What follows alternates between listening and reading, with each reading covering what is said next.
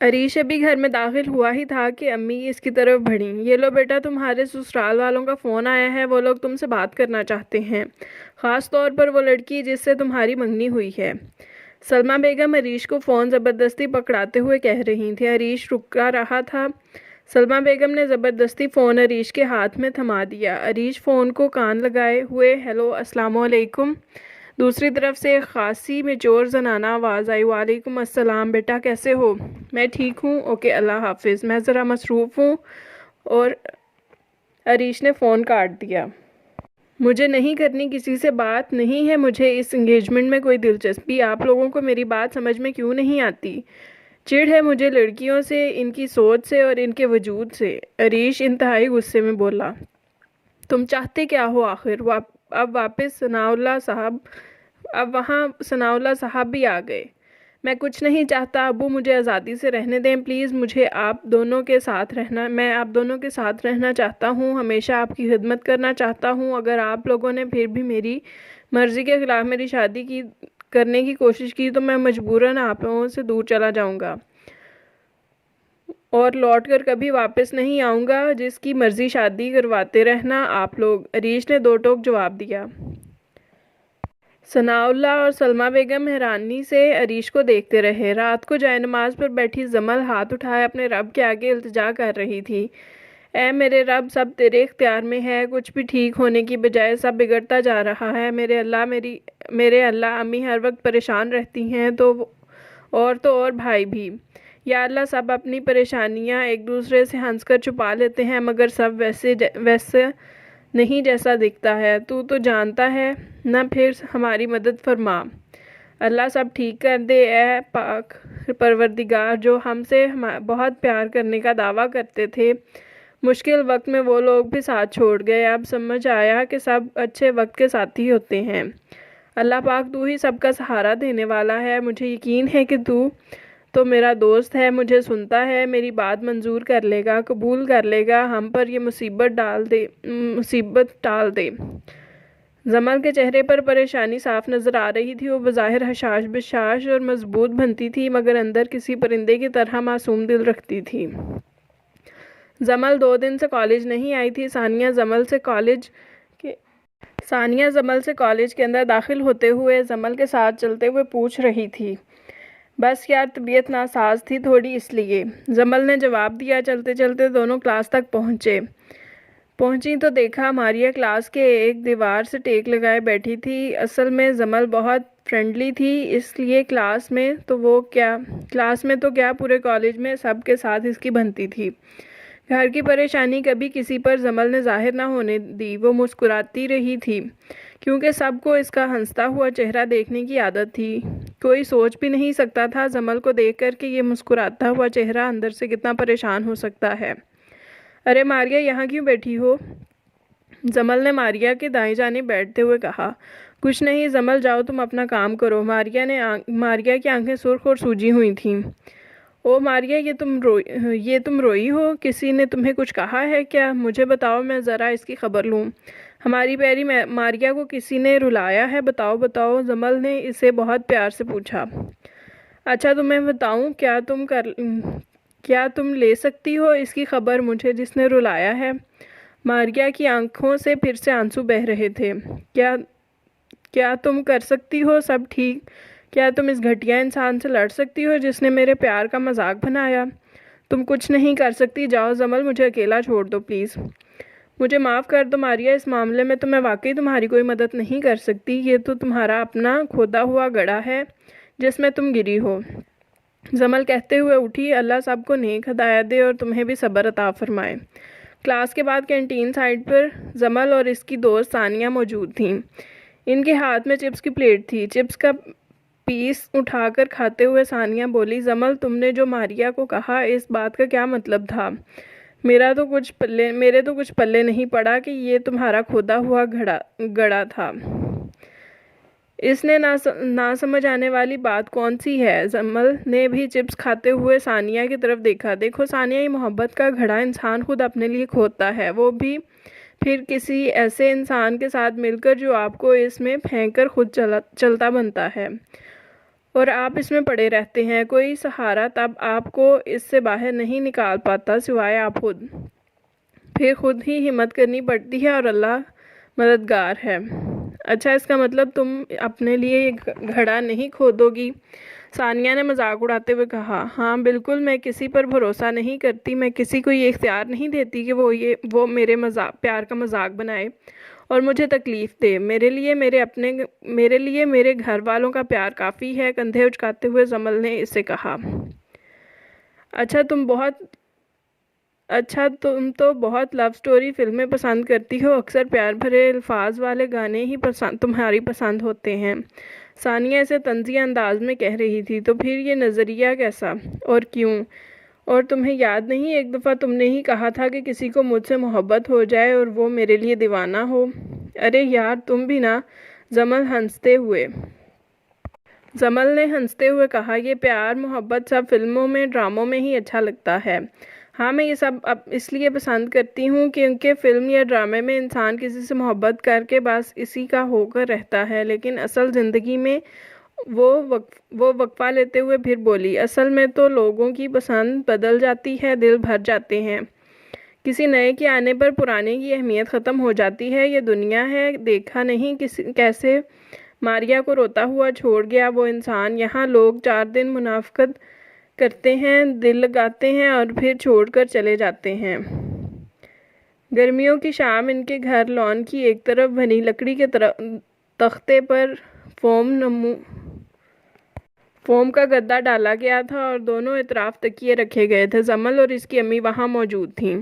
امی یہ دنیا اتنی منافق کیوں ہے؟ جمل اپنی امی کی گود میں سر رکھے ان سے پوچھ رہی تھی۔ کیوں بیٹا، ایسا کیا ہو گیا جو تم یہ سوال کر رہی ہو؟ عظمیٰ اپنی گود میں رکھے جمل کے سر پر اس کے ریشمی بالوں میں ہاتھ پھیرتے ہوئے پوچھ رہی تھیں۔ ہوا تو کچھ نہیں امی، بس ایسے ہی پوچھ رہی ہوں۔ وہ مسلسل ماریا کے بارے میں سوچ رہی تھی۔ آپ بتائیں نا کہ لوگ کیوں کسی کے جذبات سے کھیلتے ہیں؟ کیوں کوئی ہمارے سامنے 4 دن ہم سے پیار جتاتا ہے اور پھر وقت پڑنے پر ہمیں ٹھوکر مار کر چلا جاتا ہے؟ آخر ایسے لوگوں کو اللہ سزا کیوں نہیں دیتا؟ وہ افسردہ منہ بنائے پوچھ رہی تھی۔ نہیں بیٹا، سزا تو ملتی ہے، آج نہیں تو کل سزا تو ملتی ہے۔ مکافات عمل اٹل ہے، اگر دنیا میں نہ صحیح تو آخرت میں ان کی پکڑ ہو جاتی ہے۔ اس کی امی اسے دھیمے لہجے میں سمجھا رہی تھی۔ جمل اچانک سے اٹھ کر بیٹھ گئی۔ تو امی یہ دنیا کیوں بنی ہے؟ ہم اس دنیا میں کیوں آئے ہیں؟ یہ اچھائی برائی کا لے اللہ نے خود دنیا بنائی ہے نا، تو پھر یہ اختیارات انسان کو کیوں دیا ہے کہ وہ کسی کے ساتھ اچھا یا برا کریں؟ بس کرو جمل، ایسے نہیں کہتے۔ اس کی امی نے فوراً اس کی بات کاٹتے ہوئے کہا۔ یہ زندگی ایک سفر ہے، اللہ سے اللہ تک کا سفر۔ ہم سب مسافر ہیں میرے بچے، ہم سب کی منزل ایک ہے، جہاں سے آئے ہیں وہیں لوٹ کر جانا ہے۔ بس سب اس سفر میں راستے الگ الگ اختیار کر لیتے ہیں، جو لوگ غلط راہ پر گامزن ہو جاتے ہیں ان کے دل پر مہر لگ جاتی ہے، وہ راہ راست پر بھٹک چکے ہیں۔ اس کی امی اس کا ہاتھ اپنے ہاتھ میں لیتے ہوئے مزید بولتی ہیں۔ لیکن بیٹا، اس سفر میں موجود دوسرے لوگوں کی راہ میں روڑے اٹکانے کا کام کریں گے، وہ روڑے ان کے ہی اپنی پر ہی قہر بن کر برسیں گے، اور جو لوگ دوسروں کی راہیں ہموار کریں گے ان کا سفر خوشگوار اور منزل مقصود آسان ہوگی۔ وہ اپنی امی کی کہی باتوں کو دل سے محسوس کر رہی تھی۔ امی آپ کی باتیں تو جیسے خود بخود میری روح میں اتر رہی ہیں۔ مجھے واقعی اللہ کے بنائے ہوئے نظام پر سوال اٹھانے کا کوئی حق نہیں۔ گھر کے حالات ٹھیک نہ ہوتے ہوئے بھی جمل اور اس کے گھر والے بہت پرسکون تھے، اور اس کی وجہ ان کا صبر و استقامت ہی تھی۔ ان دنوں گرمیوں کی چھٹیاں چل رہی تھیں اور جمل کا زیادہ تر وقت گھر پر ہی گزرتا تھا۔ وہ گھر کے کاموں میں امی کے ساتھ ہاتھ بٹاتی تھی اور پھر فارغ وقت میں بھی کچھ نہ کچھ کرتی رہتی تھی تاکہ گھر کے بارے میں سوچ کر کسی قسم کے ڈپریشن کا شکار نہ ہو، کیونکہ وہ نہ چاہتے ہوئے بھی ہر بات کو بہت سوچتی تھی۔ جمل نہ چاہتے ہوئے بھی اب مزید پریشان رہنے لگی تھی۔ وہ چاہتی تھی کہ وہ چٹکی بجاتے ہی سب ٹھیک کر دے۔ سوچوں کے خزانوں سے ہر وقت اس کے دماغ کا صندوق بھرا رہتا تھا۔ وہ کبھی پرندوں سے باتیں کر کے، کبھی اللہ کو اپنے دل کا حال سنا کے، کبھی ڈائری میں اپنے جذبات لکھ کر اس صندوق کو خالی کرنے میں لگی رہتی تھی۔ ارے یار زمل، تم یہاں بیٹھی ہو، میں تمہیں پورے گھر میں ڈھونڈ کر آ رہی ہوں۔ علیزے مسکراتی ہوئی زمل کے کمرے میں داخل ہوئی۔ زمل جلدی سے اپنی ڈائری بند کرتے ہوئے، اوہ تم کب آئی علیزے؟ میں تو ابھی آئی ہوں، آنٹی نے بتایا کہ تم اپنے کمرے میں ہو، اور یہ کیا چھپا رہی ہو؟ کیا لکھ رہی تھی ڈائری میں؟ اس نے فوراً ڈائری زمل کے ہاتھ سے جھپٹ لی۔ علیزے ڈائری کھولنے ہی والی تھی کہ زمل اس کی طرف بڑھی۔ دیکھو علیزے، یہ بہت بری بات ہے، ایسے کسی کی پرسنل چیزوں کو ہاتھ نہیں لگایا کرتے، اور پڑھتے تو بالکل بھی نہیں ہیں۔ دیکھو زمل، ادھر ہی رک جاؤ، تم جانتی ہو اسے پڑھے بنا میں واپس نہیں کروں گی، اور اگر تم نے یہ چھیننے کی کوشش کی تو یہ پھٹ بھی سکتی ہے۔ علیزے ڈائری کو اپنے پیچھے چھپاتے ہوئے کہہ رہی تھی، اچھا زیادہ نہیں، بس تھوڑا پڑھنے دوں گی، جو ابھی لکھ رہی تھی وہ تو پڑھنے دو۔ نہیں علیزے، بالکل بھی نہیں، تم بعد میں میرا مذاق اڑاؤ گی، مجھے پتا ہے۔ زمل مسلسل ڈائری واپس لینے کے لیے جدوجہد کر رہی تھی۔ نہیں، میں کوئی مذاق نہیں اڑاؤں گی، پڑھ لینے دو پلیز مجھے، اب مجھے تجسس ہے کہ ایسے کیا لکھ رہی تھی تم اس میں۔ علیزے نے پھر سے التجا کی، پلیز، اور دیکھو میں تمہاری خالہ کی بیٹی ہوں نا، تمہاری بہن ہوں نا پھر۔ ہاں بس ہو گیا ایموشنل ڈرامہ شروع، ٹھیک ہے پڑھ لو، زمل نے بیڈ پر واپس بیٹھتے ہوئے کہا۔ بہت شکریہ ملی، اس نے اسے پیار سے کہا۔ وہ بیڈ سے تھوڑی دور ایک کرسی پر بیٹھ کر ڈائری پڑھنے لگی۔ ایک کے بعد دیگرے اس نے کچھ صفحے پڑھنے کے بعد بھویں چکاتے ہوئے زمل کی طرف دیکھا۔ ایسے کیا دیکھ رہی ہو؟ ہاں، زمل نے حیرت سے پوچھا۔ کچھ نہیں، بس دیکھ رہی ہوں، میڈم بڑی چھپی رستم ہے، اس نے مسکراتے ہوئے کہا۔ کیوں بھئی، میں نے ایسا کیا کر دیا؟ زمل بھی مسکرا کر کہہ رہی تھی۔ کیا خواہشات ہیں دیکھو تو ذرا، علیزے نے ڈائری کی سطروں کو دہراتے ہوئے کہا۔ واہ جی واہ، زمل کو ایسا لائف پارٹنر چاہیے جو بہت زیادہ پیار کرنے والا ہو، اور بہت زیادہ خیال رکھنے والا ہو۔ ایسا کنیکشن ہو آپس میں، ایسا رشتہ ہو کہ تم دونوں کی ساری دنیا ایک دوسرے کے گرد گھومے۔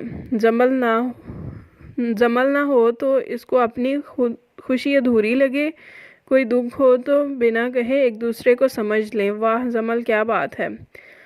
آگے میں خود نہیں پڑھوں گی، تم بتاؤ گی مجھے کہ تم اور کیا چاہتی ہو، اس نے ڈائری بند کرتے ہوئے کہا۔ لو جی، اس میں اب کیا بتاؤں، پڑھ تو لیا ہے تم نے، اور کیا بتاؤں اب؟ زمل نے کندھے اچکاتے ہوئے کہا۔ بتاؤ پلیز، اور کیا لکھا ہے، کیسا انسان چاہتی ہو اپنے لائف پارٹنر کی صورت میں؟ علیزے نے مزید دلچسپ انداز میں پوچھا۔ لائف پارٹنر، زمل نے بولتے ہوئے کچھ وقفہ لیا۔ وہ ایسا ہو کہ سب سے الگ ہو، بہت زیادہ پیار کرنے والا ہو، اداس ہو جاؤں تو مجھے ہنسانے کی ہر ممکن کوشش کرے، میری اداسی بنا کہے سمجھ لے، اور بھروسہ اتنا کہ ہم دونوں کسی بات کی پرواہ کیے بغیر ہر بات ایک دوسرے سے شیئر کریں، کبھی ایک دوسرے سے جھوٹ نہ بولیں، ہمارے بیچ کبھی لڑائی نہ ہو، اگر تھوڑی بہت ناراضگی ہو تو ہم فوراً ایک دوسرے کو منا لیں۔ اب زمل کی آنکھیں بند تھیں اور وہ اپنے جذبات بتانے میں بہت مگن تھی۔ ہم دونوں کی محبت مثالی ہو، سب کے لیے ہمارا رشتہ سب سے الگ ہو۔ علیزے اس کی بند آنکھوں اور ہلتے ہونٹوں کو دیکھ رہی تھی۔ زمل کے ہونٹوں پر مسکان تھی اور وہ بولتی جا رہی تھی۔ ہم میں کوئی غلط فہمی بھی ہو جائے تو ہم بات کر کے ٹھیک کر لیں، میری خوشی اس سے ہو اور اس کی مجھ سے۔ وہ جب ہنسے تو چاہے سارا دن بھی میں اس کو دیکھتی رہوں تو بھی میرا دل نہ بھرے، وہ میرے لیے انت الحیات کہلائے۔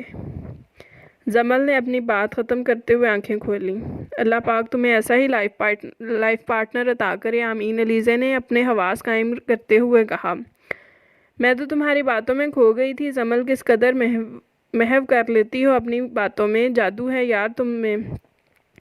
تم بھی نہ علیزے، زمل نے مسکراتے ہوئے کہا، یہ سب تو میری خیالی باتیں ہیں، اصل میں پتہ نہیں کیا ہوگا کیا نہیں۔ جو بھی ہوگا اچھا ہوگا، چلو اب باہر چلیں، امی بھی ساتھ آئی ہیں، ان سے نہیں ملنا کیا؟ علیزے نے ڈائری اس کی طرف رکھتے ہوئے کہا۔ او آنٹی غصہ ہو جائیں گی، تم نے بھی آتے ہی مجھے باتوں میں لگا لیا، زمل اس کا بازو پکڑتے اسے باہر لے جاتے ہوئے کہہ رہی تھی۔ گرمیوں کی چھٹیاں ختم ہوئی تو کالج آنے جانے کا سلسلہ شروع ہو گیا۔ فجر کے وقت زمل نماز پڑھ کے اللہ کے حضور دعا کے لیے ہاتھ اٹھائے بیٹھی تھی۔ اللہ پاک، میرا فورتھ ایئر بھی ختم ہونے والا ہے اور ابھی تک ہمارے حالات نارمل نہیں ہوئے۔ میرے رب، تو جانتا ہے کہ میں بہت کچھ اچیو کرنا چاہتی تھی اور پھر خدمت خلق کرنا چاہتی تھی۔ اللہ جی، میں آگے اپنی پڑھائی جاری رکھ سکوں، کیسے رکھ سکوں گی؟ پلیز میرے اللہ ہمیں اس مشکل وقت سے نکال لے، تو سب کی مدد کرنے والا ہے اور ہماری بھی مدد فرما۔ اے اللہ پاک، مجھے میرے مقصد میں سے ہٹنے نہ دینا، مجھے اپنے گھر والوں کے لیے باعث فخر بنانا، کبھی بھی باعث شرمندگی نہ بنانا، مجھے ہمیشہ اچھی نیت اور فرمانبردار بیٹی بنائے رکھنا۔ یا رب، تو سب کا رکھوالا ہے، تو سب کی جان، مال اور عزت کی حفاظت فرما، آمین۔ زمل نے منہ پر ہاتھ پھیرتے ہوئے جائنماز سمیٹ لی۔ لڑکیوں کے ٹولوں میں ایک دلکش سی آواز گونج رہی تھی، پیار، محبت اور عشق ایک ہی جذبے کا نام ہے جو کہ سب سمجھتے ہیں، اور یہ بات درست بھی ہے، مگر یہ الفاظ اپنی الگ الگ تعریف رکھتے ہیں۔ پیار ہونا کسی کا، ہمیں پیار ہونا، یا کہہ لو کہ عزیز ہونا۔ جب کوئی ہمیں بہت عزیز ہوتا ہے تو مطلب ہے کہ ہمیں اس سے پیار ہے۔ پیار ہمیں اپنی امی ابو، اپنے بہن بھائیوں اور دوستوں سے بھی ہوتا ہے۔ اور پھر آتی ہے محبت، جو آج کل ہر کسی کو ہوتی رہتی ہے۔ کسی مخالف جنس کے لیے دل میں جذبات پیدا ہونا، اسے ہم کہتے ہیں محبت، مگر ہم لوگ یہ سمجھتے ہی نہیں ہیں کہ محبت نہیں ہے۔ زمل نے اپنی بات میں وقفہ لیتے ہوئے نور سے پوچھا، چھٹی ہونے میں کتنا وقت باقی ہے؟ یہ نہ ہو میں باتیں کرتی رہوں اور کالج سے چھٹی ہو جائے۔ نہیں یار، ابھی تو یہ فری پیریڈ کا وقت ہے، اس کے بعد کہیں جا کر چھٹی ہوگی، نور نے اپنی کلائی پر بندھی گھڑی کو دیکھتے ہوئے کہا۔ ہاں تو زمل، تم اپنی بات شروع کرو جو تم کہہ رہی تھی، سمیہ نے پرجوش ہو کر کہا۔ اچھا، تو میں کہہ رہی تھی، زمل نے اپنی بات وہیں سے شروع کی، محبت ٹھیک ہے، کسی کے لیے بھی ابھرتی ہوئے جذبات ہوتے ہیں، مگر آج کل ہر کسی کو ہر دن محبت ہو جاتی ہے کسی سے بھی، تو یہ محبت نہیں ہے، یہ بس مخالف جنس سے وقتی کشش ہوتی ہے جسے لوگ محبت کا نام دیتے ہیں، اور یہ کشش، یہ اٹریکشن وقت کے ساتھ ساتھ ختم ہو جاتی ہے اور پھر رونے دھونا شروع ہو جاتے ہیں، اب تم پہلے کی طرح پیار نہیں کرتے یا کرتی، وغیرہ وغیرہ۔ وہ قہقہ لگاتی ہوئی ہنسی، سب لڑکیاں بھی ہنسنے لگیں، اور اسی لیے تو آج کل محبت کے نام پر جلد ہی ملاقاتیں شروع ہو جاتی ہیں، پھر یہ محبت عرف کشش نامی جذبے مدھم پڑنے شروع ہو جاتے ہیں۔ ہاں تو آپ بھی بتائیں لو اینگل صاحبہ کہ محبت کیا ہے؟ ماریہ نے طنزیہ انداز میں پوچھا، وہ بھی لڑکیوں کے اس گروپ میں شامل تھی۔ محبت کیا ہے؟ زمل اب تصوراتی دنیا میں گم ہونے لگی تھی۔ محبت تو ایسا آبی چشمہ ہے جو روح میں پھوٹتا ہے، ایک روحانی تعلق ہے جس کا جسم سے کوئی واسطہ نہیں ہوتا، یہ تو روح کا روح سے رشتہ ہوتا ہے، نہ ملنے کی آرزو، نہ پانے کی جستجو، چھونے کی تمنا۔ محبت تو عاجزی سکھاتی ہے۔ اور زمل، عشق؟ اب ثانیہ نے اچانک اسے متوجہ کیا، وہ ہنسنے لگی۔ مجھے لگ رہا ہے میں کوئی محبت کی استانی ہوں اس وقت۔ ہاں تم وہی، چلو بات مکمل کرو ورنہ چھٹی ہو جائے گی۔ جی، تو عشق محبت میں فنا ہو جانا ہوتا ہے، عشق میں کا کوئی وجود نہیں ہوتا، عشق بس تو کا عالم ہے، عشق میں اپنا کوئی خیال نہیں ہوتا، بس سامنے والا ہی سب کچھ ہوتا ہے، اور عشق ہمیں اللہ کی ذات سے ہوتا ہے، عشق اللہ سے ملا دینے کا نام ہے۔ چلو اب بہت باتیں ہو گئیں پیار محبت کی، اب چھٹی کا وقت ہو گیا ہے، زمل نے یہ کہتے ہوئے فوراً بات ختم کی۔